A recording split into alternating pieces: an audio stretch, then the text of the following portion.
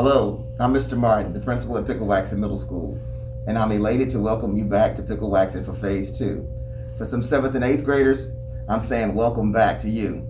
For those of you returning for the first time since Friday the 13th of March in 2020, when we thought we were going home for just 2 weeks, we're so happy to see you back again. A lot has changed physically in the school, and I'm sure you were shocked when you entered through the front doors.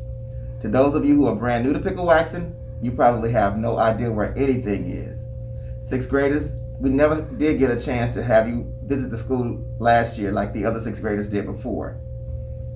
Due to COVID-19 restrictions, we didn't do a lot of things.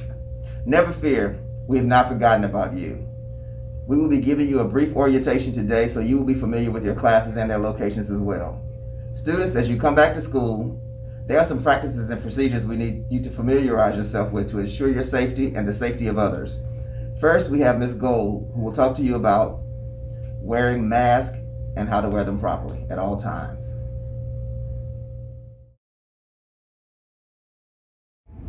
Hi everyone! As you guys know, when you come back to school, you have to wear your mask all day when you're in the building. So I'm going to show you what's a proper way to wear your mask.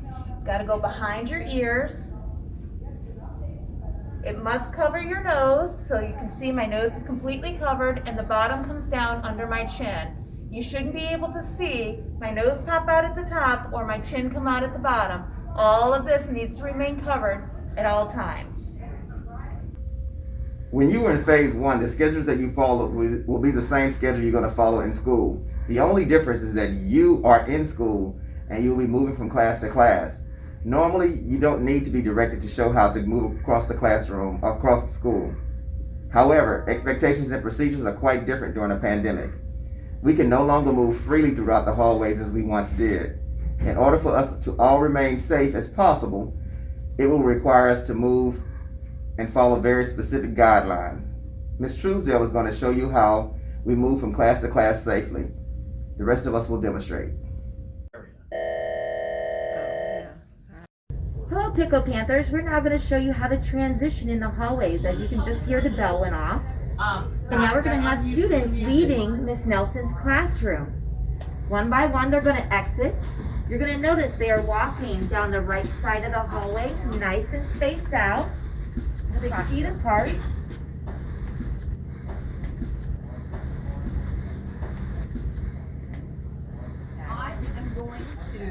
So we're heading to Miss Colby's classroom.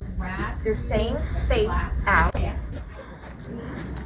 now when we get to the doorway, we can't just enter because there are still students waiting to leave. So you're going to notice there are these lovely diamonds on the floor.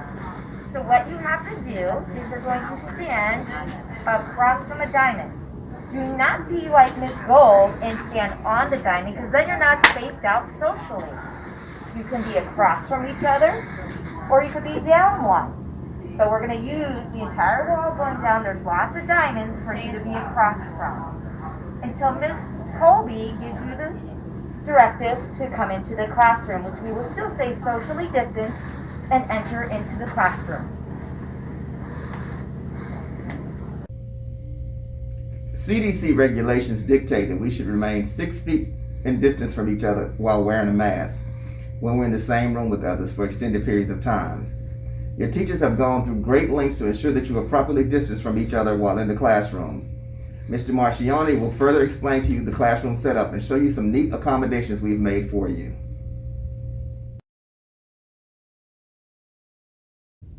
Hello, I'm taking on the role of a student walking into a classroom. As you can see, your classrooms have been set up so everyone is socially distanced. Some classrooms have 2 desks where you use one desk as a place to put your things. Some classrooms have 1 desk and you would use the back of your chair or underneath your chair to put your things. I'm going to show you this. And this classroom has 2 desks. So I have my backpack and my computer bag. So the backpack I'm going to put right here. My computer bag I'm going to open up. Take out my computer. I can stick this underneath this desk if I want to, or under mine. And in my backpack, I have my supplies. I have my agenda binder Inside there, I have my pencil pouch and my agenda. I'm gonna keep that right here on my second desk. And my computer right here. I'll grab a pen or pencil, out for my binder. I'm ready to start class. Hold the computer up and ready to go. Now, some classes will only have one desk. If that's the case, I might keep my agenda right here or underneath my desk. And then the backpack, you can always put on the back of your desk, on the back of your chair. You can hang it there. This way, you have your backpack and your computer and all your supplies if there was only one chair. So again, some classes will have two, some classes will have one. Don't forget about this. And if you have any questions, just ask your teacher and they'll be able to guide you as to what to do in their classroom. And of course, every classroom is going to be a little bit different depending on the size of the room and how many students they have in that class.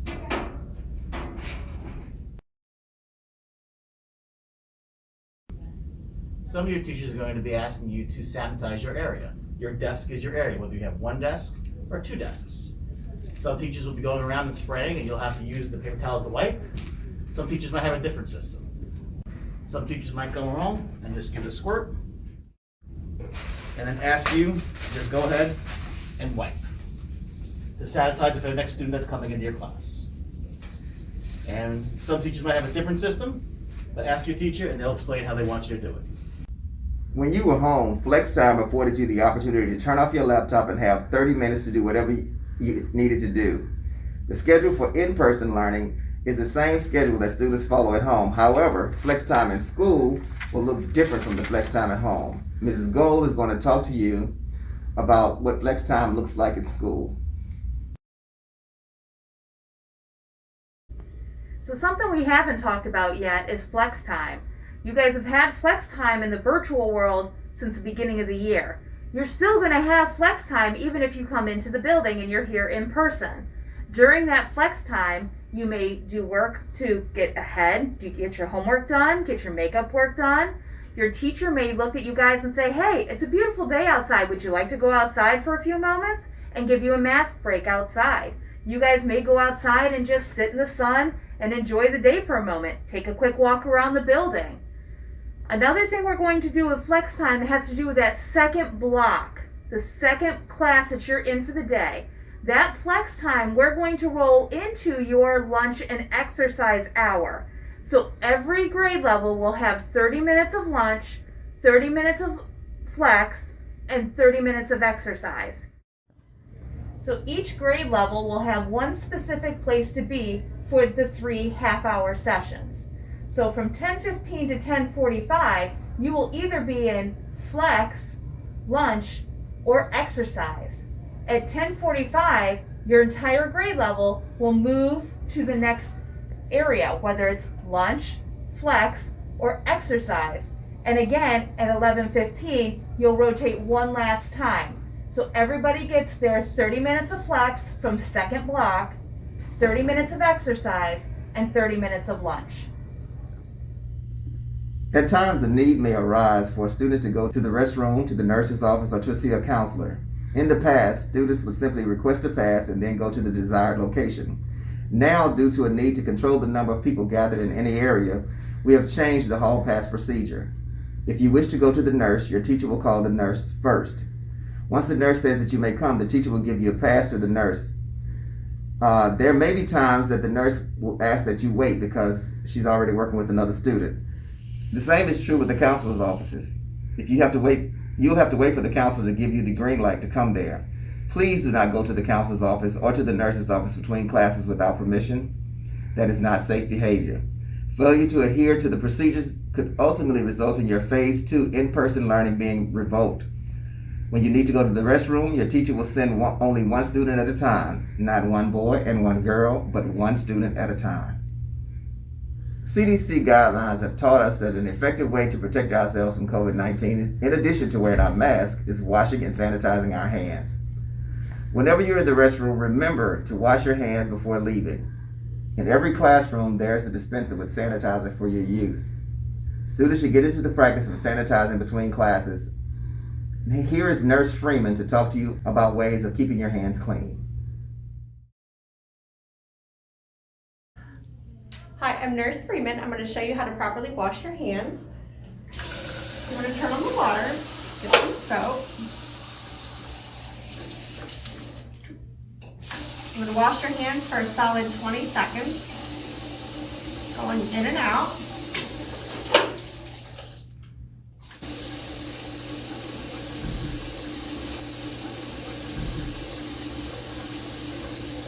You want to make sure you wash your hands before eating and after eating. After using the bathroom.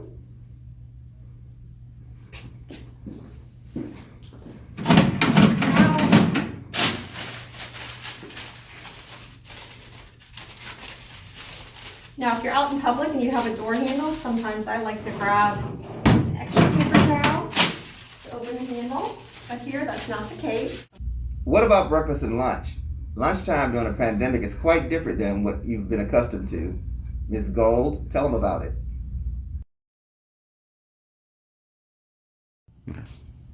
Okay guys, come on into the front of the building. As you can see, things are a little different around here, but when you come in, there will be a table set up right here at the entrance where you can get breakfast. Breakfast is free for everyone.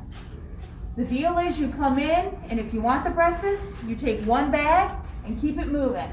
If you have a class that's in the back end of the building, there will be another station back there where you can also get your free breakfast. Once you get your breakfast, go straight to class. You're going to eat your breakfast there and get settled for the day. Welcome to the Piccowaxen cafeteria. As you can see, this isn't quite how we're used to having the cafeteria in lunchtime. Everybody either has one seat at the table or a seat at a desk. That helps us keep socially distant while we're doing our lunch. Everyone's going to remain looking in the same direction, which is why everybody's looking toward the gym right now. Now, the great thing about lunch this year is that it's free for everyone. You don't ever have to bring a lunch with you. All you have to do is make sure you raise your hand when your teacher asks first thing in the morning. When you go to your first period class, they're going to say, who wants to have lunch today? Make sure you raise your hand and get in that count. Then during lunchtime, there will be a table out here with Miss Russell and many of the rest of us that are normally around. You'll come up and you will take your lunch, you'll go to your assigned seat, and you'll eat. When the school day is over, it is important that you exit the building in an orderly fashion and maintain appropriate physical distancing. Not all classes will be dismissed at the same time. Mr. Marcioni will talk to you about dismissal. At the end of the school day, your teachers will hear the end of the school day bell. At that time, your teachers will tell you which door of their classroom to leave from. Some teachers will be asking you to leave into the media center. Some teachers will be asking you to leave into the hallway. Once you get to the media center in the hallway, you'll be congregating on the cafeteria, and then you'll be leading down this hallway to the front of the building. Here we have our students walking socially distanced to the front of the building. As you're walking up to the front of the building, you can talk to your friends as you're walking, but you need to keep walking. You can't stand and congregate anywhere in the hallway. You leave and go straight to your buses. These two students are stopping and they continue to talk. They need to keep on going, keep it moving. So. And your teachers will be right behind you, making sure you've left the building. At this point, you need to go straight to your buses. You can hang around the front, talk to your friends. Welcome to Phase 2 at Piccowaxen. It is a pleasure to see students again. We want Phase 2 to be successful here. With your cooperation, I think Piccowaxen will have the model school for others to emulate. At this time, we encourage you to ask your teachers any clarifying questions you may have. If there is a question that the teacher is unable to answer, they will find out and get the answer for you later. Shortly, we will be coming around to get the 6th grade students and all the students who are new to Piccowaxen to take you on a tour of the school. There will be about 5 students in each group, so you will have the opportunity to ask questions if you wish. Again, welcome back.